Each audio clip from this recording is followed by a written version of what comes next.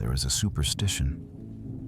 An old wives' tale whispered in coastal towns where the fog rolls in thick and swallows the world whole. They say that the sailors lost at sea are not truly gone. They say their absence becomes a presence of its own. A cold spot in a warm room, a sudden melancholy on a sunny day, a weight in the air just before a storm. The women of the town, they say, love these phantom men more fiercely than they ever loved the living ones. They court the memory. They set a place at the table for the silence. They embroider the ghost's name onto pillows. The living men, with their calloused hands and their loud laughter and their desperate, clumsy need. They cannot compete. They are merely there, solid, predictable, and therefore invisible. This is the first and most ruthless truth you must swallow, right down to the bitter root. The game of seduction, of investment, is not a game of addition. It is a game of subtraction. We are taught to add, to send another text, to buy another gift, to offer another compliment, another piece of ourselves, another hour of our time, laying it all down like cheap trinkets at her feet, hoping the sheer volume of our tribute will somehow make us worthy. We become tireless salesmen of our own affection, hawking our hearts on the street corner. And we are surprised when she walks past, bored by the desperation of our pitch. The true master of this dark art understands gravity. Not the loud, boisterous gravity of a star, burning brightly, screaming, "Look at me!" No. The silent, terrifying gravity of a black hole. A black hole gives nothing. It does not shine. It does not offer warmth. It does not send messages into the void. It simply is, and its existence creates a deficit in the universe, a region of profound and total lack. And everything, light, matter, time itself, is pulled inexorably into that void. Your absence must become that event horizon.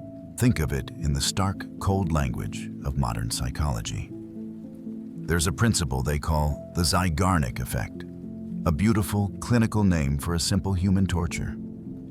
The brain, you see, has a pathological hatred for open loops. It obsesses over unfinished tasks, incomplete stories, unanswered questions. It will dedicate a disproportionate amount of its cognitive resources to filling in the blanks. When you are always there, always available, always answering before she's even finished asking the question, you are a closed book, a finished story. Satisfying for a moment, and then utterly forgettable. But when you vanish, when the conversation is left hanging, pregnant with unspoken possibilities, when the pattern of your presence is broken, you become an open loop in her mind. You are no longer a person. You are a puzzle, a mystery, a haunting. The silence you leave behind is not empty. It is a canvas, and she will fill it. With what? With her thoughts, her anxieties, her fantasies, her frustrations.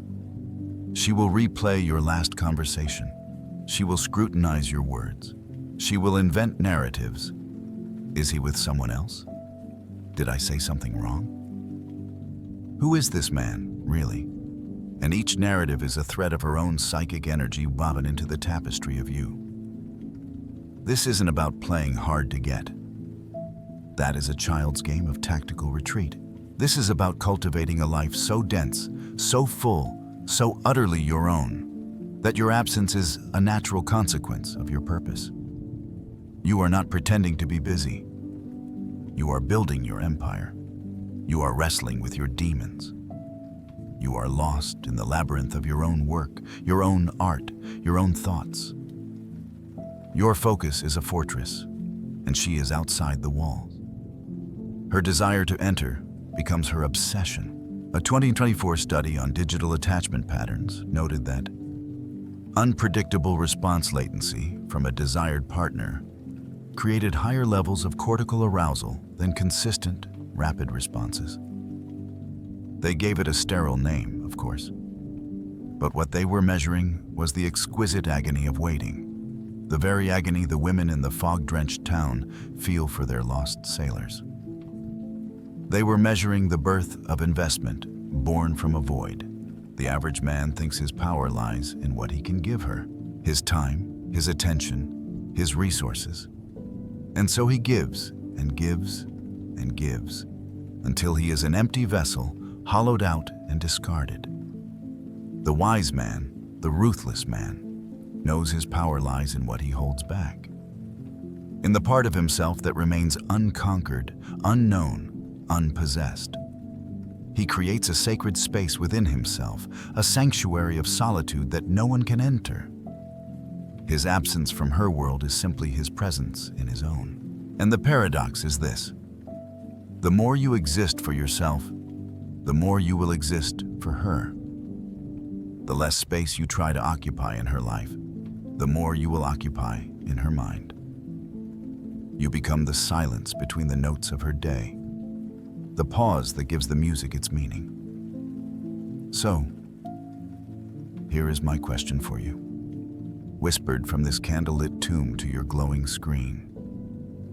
Look at your phone, feel its cold, smooth weight in your hand. Consider the last message you sent and the one you are about to send. Which carries more power? The 1,000 words you pour out, hoping to fill her silence? Or the profound, deafening, magnificent silence you offer instead, letting her pour her entire world into you?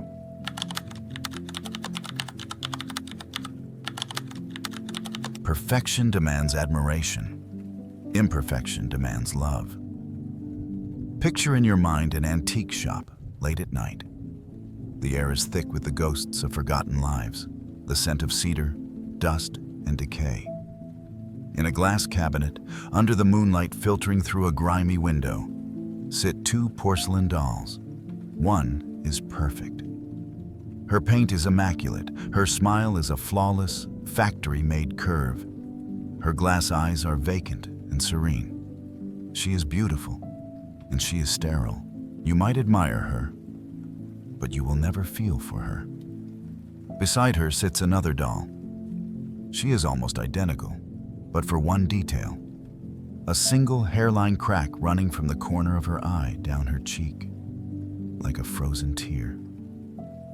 The crack is a flaw. It is damage. It is a story. And suddenly, this doll is not an object anymore. She has a history. She has suffered. She is tragic, and because she is tragic, she is infinitely more beautiful. Your hand wants to reach out. Your mind wants to know her story. The crack is not a flaw. It is a doorway. We are raised on the mythology of the knight in shining armor, the flawless hero, the man with no chinks in his emotional or physical defense. We spend our lives polishing this armor, hiding the dents, painting over the rust, terrified that if she sees the damage beneath, she will turn away in disgust. And so, we present ourselves as perfect porcelain dolls, strong, capable, invulnerable, and utterly, soul-crushingly boring. We become objects of admiration, perhaps, but never subjects of investment. Her investment does not begin when she decides you are perfect. It begins the moment she glimpses your beautiful, authentic damage. This is the principle of the sacred wound. The wound is the part of you that has been broken and has healed incorrectly. It is the scar from a childhood trauma, the limp from a failed ambition, the melancholy that haunts you on a Sunday afternoon. It is your non-negotiable weirdness. It is the part of you that you are most convinced is unlovable, and it is the source of all your power. Because in a world of curated profiles and polished surfaces, a genuine wound is the last bastion of the authentic self. It is the one thing that cannot be faked. Think of the ancient Japanese art of kintsugi. When a precious bowl is broken, they do not throw it away. They painstakingly piece it back together, and they fill the cracks with molten gold.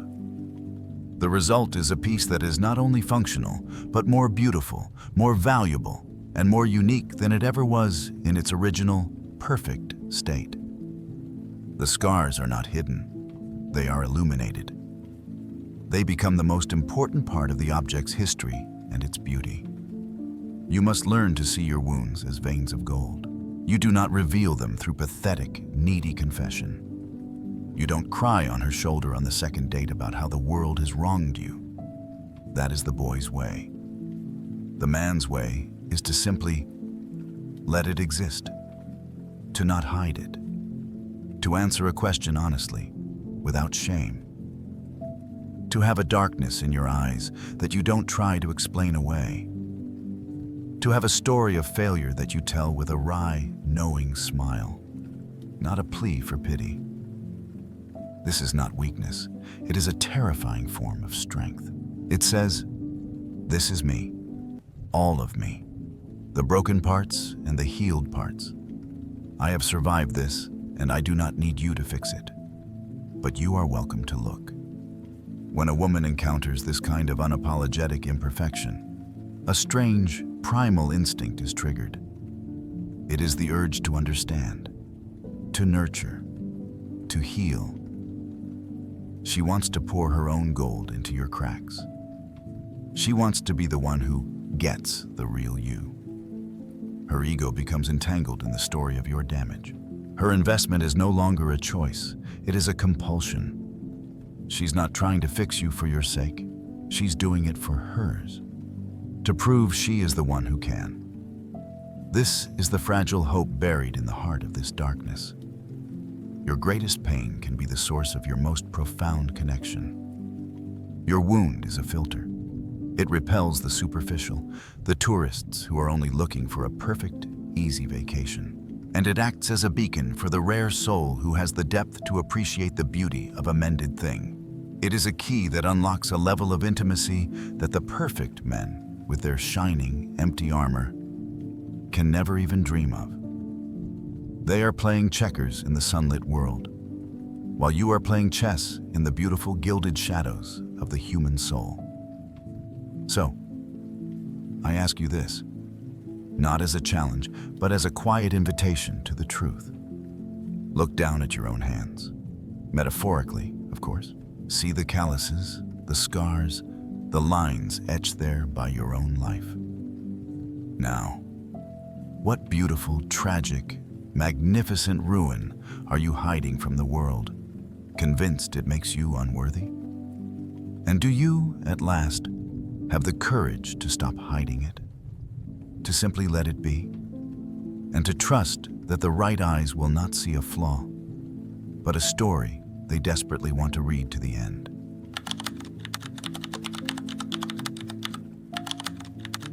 The man who needs nothing is the man who is offered everything. Here's a joke for you. What's the difference between a beggar and a god? A beggar kneels before a woman and says, "Please, love me. I have nothing without you." He holds out an empty bowl, his life, and begs her to fill it. A god, well, a god doesn't even notice her at first. He's too busy creating galaxies, forging mountains, listening to the symphony of his own thoughts. His life is already full. He is not a void seeking to be filled. He is a universe, expanding. If she wishes to enter his orbit, she may. But her presence or absence changes nothing about the nature of his universe. And who do you think she becomes obsessed with?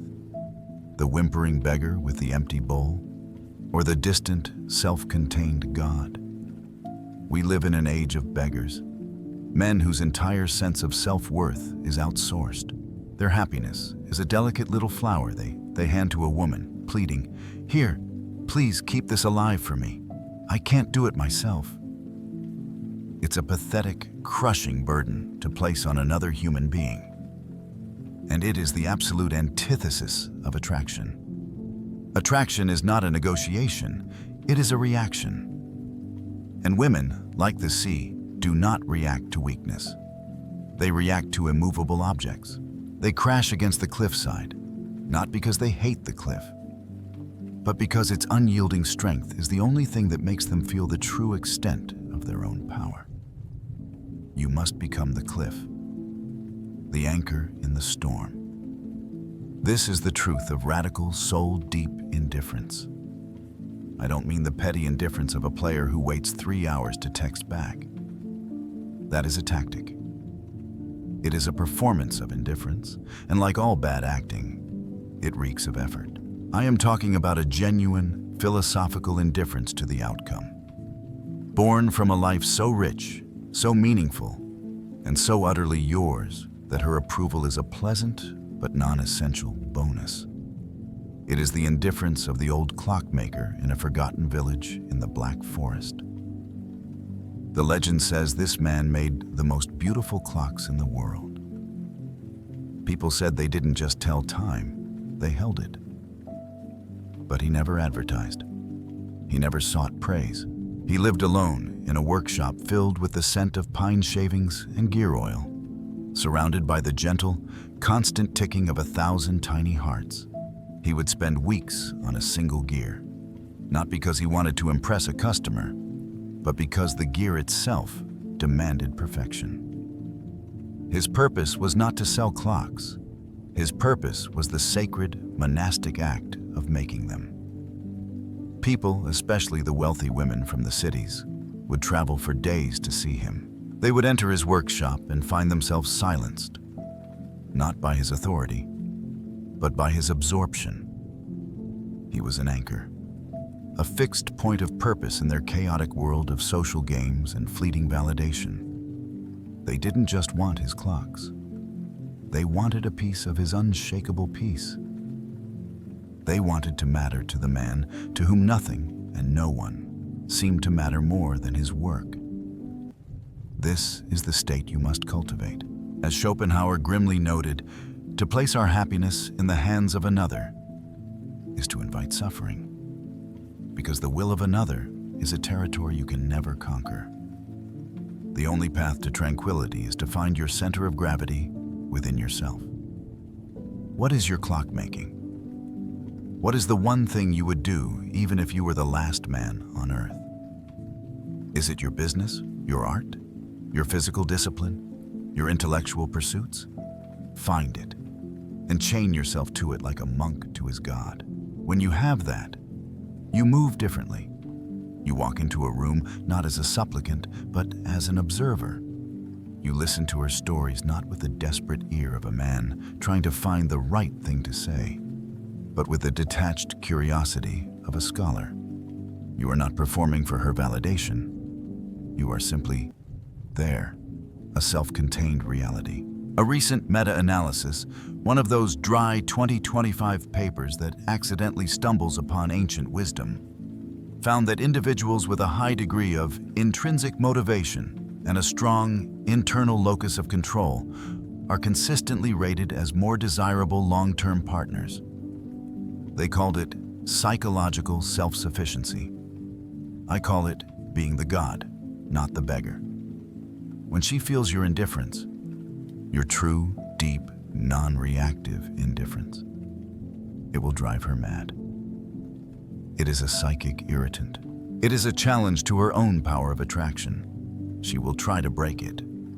She will test you, provoke you, offer you validation, and then snatch it away, just to see if you will flinch. She is the storm, and she is trying to see if the anchor will drag. When it doesn't, when you remain calm and unmoved, rooted in the bedrock of your own purpose, that is when respect is born. And it is out of that respect that true, deep, lasting investment grows. So let me ask you a question that might sting.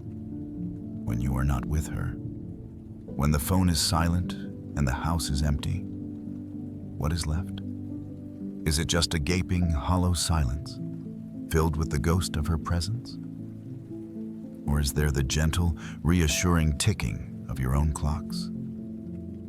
What cathedral are you building inside yourself that is so vast, so beautiful, and so sacred that her presence is merely a visitor in the pews and not the God upon the altar?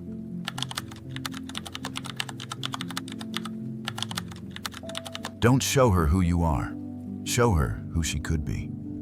The mirror shows a stranger's face, a hero from a forgotten place. She falls in love, a tragic art, not with my soul, but with her heart. Reflected in my patient eyes and dressed in beautiful, quiet lies. The greatest mistake in the art of seduction is the obsession with self-revelation. We are desperate to be known. We vomit our histories, our opinions, our entire personalities onto the table, hoping she will find some morsel in that messy pile to admire. We believe the goal is to make her fall in love with us. This is vanity, and it is hopelessly naive. The truth is far more subtle and far more cruel. You do not make her invest in you. You make her invest in the version of herself that exists only when you are around. You are not the painting, you are the frame. You are not the song, you are the concert hall, the acoustics that make the music sound divine. You are, in essence, a beautifully crafted echo chamber. Think of the old myth of Narcissus. He falls in love with his own reflection in a pool of water. The story is told as a warning against vanity, but they always forget the other character in that myth. Echo, the nymph who could only repeat the last words spoken to her. The gods were clumsy. The true artist of seduction does not simply echo what is said. He becomes a more interesting pool of water. He reflects not what she is, but what she secretly, desperately wants to be. Every person walks through the world with an unwritten novel in their heart, starring an idealized version of themselves. She is not just a woman working in an office. In her novel, she is a tragic poet, a wild adventuress, a mysterious femme fatale, a nurturing saint. Most of the world, through its dullness and practicality, forces her to forget her own protagonist. They interact with the cover of her book, the boring, everyday character. Your job is to read the secret first chapter. To listen, not to her words, but to the emotions, the dreams, the vanities hiding behind them. And then, you reflect that character back at her, with one small, intoxicating distortion. If she has a hint of artistic melancholy, you don't say, "You seem a little sad." You say, "There is a beautiful, old-world sadness in your eyes, like you belong to another century." You have just transformed her mundane ennui into tragic, romantic depth. You have made her the heroine of a Gothic novel. If she has a spark of rebellious fire, you don't say, "You have a temper." You say, "There's a dangerous freedom in you. I get the sense you'd burn the world down for something you believe in." You have just turned her petulance into righteous, revolutionary passion. This is not flattery. Flattery is cheap and obvious. It complements what is already there. This is a form of psychic alchemy. You are taking the base metal of her personality and reflecting it back as gold. You are creating a space, an echo chamber, where she gets to experience herself as her own ideal. She becomes addicted not to you, but to the feeling she gets when she is with you. The feeling of being truly seen, not as she is, but as she wishes she was. It is the most powerful narcotic in the world. Kierkegaard, in his Seducer's Diary, understood this perfectly. The seducer, Johannes, does not conquer his prize, Cordelia. He orchestrates a world around her. He becomes the stage manager of her life, creating scenarios, writing letters, engineering chance encounters that allow her to feel the full spectrum of romantic, poetic emotion. He makes her the star of her own tragedy. He makes her invest in the story, and he just happens to be the author. This is a dangerous and morally ambiguous art. It requires a profound detachment, a willingness to see the ego of another as an instrument to be played. You must be the mirror, and the mirror can have no face of its own. It requires you to sublimate your own desperate need to be seen, and instead, to become the ultimate seer. But the investment it generates is absolute. Because if she leaves you, she doesn't just lose you. She loses that glorious, intoxicating reflection of herself. She is cast out of her own novel and forced back into the dull prose of everyday life. And she will do almost anything to avoid that. So, here is my question for you, whispered across the darkness. Every person you meet is wearing a mask. The amateur tries to rip it off, demanding to see the real face. The artist knows the mask is more interesting. The art is to whisper to the mask, to give it a name, a story, a soul of its own, until it forgets it's a mask at all. What intoxicating story are you whispering to her mask tonight? What beautiful lie are you telling her about herself that she will invest her entire soul in, just to make it true?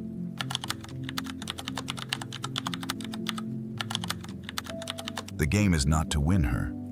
It is to become unwinnable. I have sat in rooms like this for years, and I have watched them all parade by. The peacocking players with their memorized lines and their hollow eyes. The tortured poets who mistake their own misery for depth. The kings of industry who believe a mountain of gold can purchase a human soul.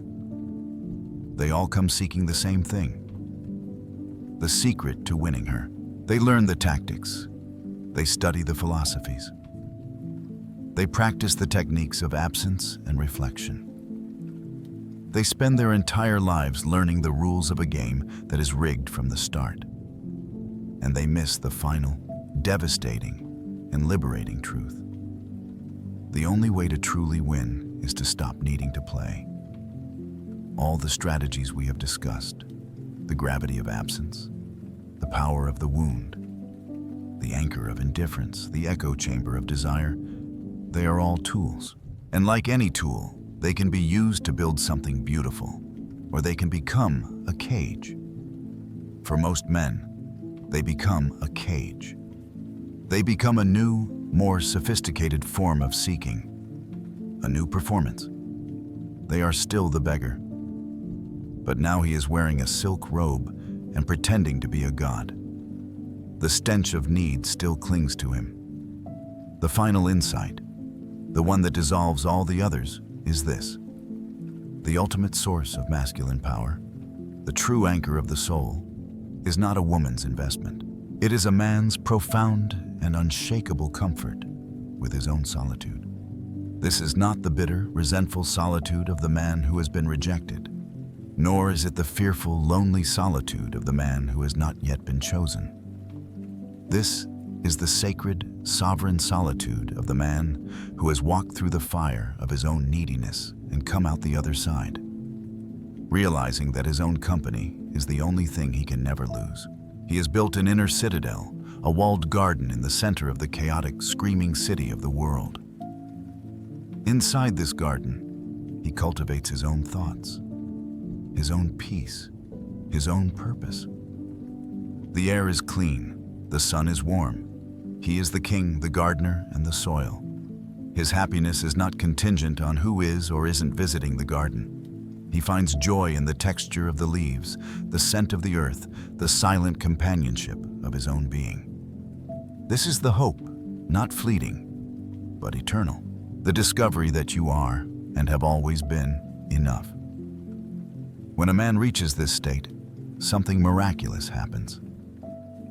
His neediness evaporates.